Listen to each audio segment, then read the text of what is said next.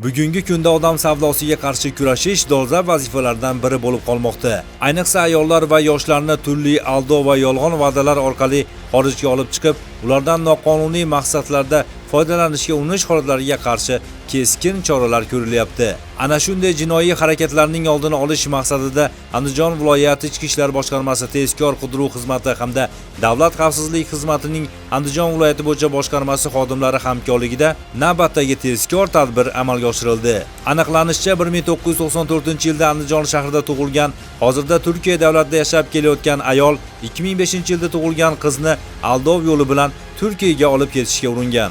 Ushbu shaxs yosh qizni xorijda moddiy manfaat ortidan begona erkaklar bilan jinsiy aloqa qilishga jalb etish, ya'ni fohishalikka yo'llash hamda uning mehnatidan noqonuniy ravishda foydalanishni maqsad qilgan.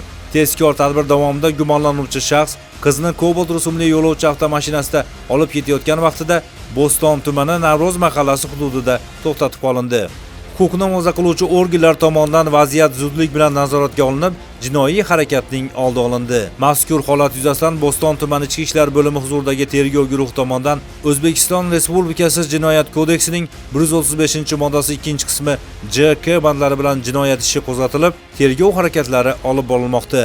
Hurmatli fuqarolar, agar siz insonlarni xorijga ish yoki boshqa vajlar bilan noqonuniy olib chiqish, ularni ekspluatatsiya qilish bilan bog'liq shubhali holatlarga duch kelsangiz, zudlik bilan huquqni himoya qiluvchi organlarga murojaat qiling.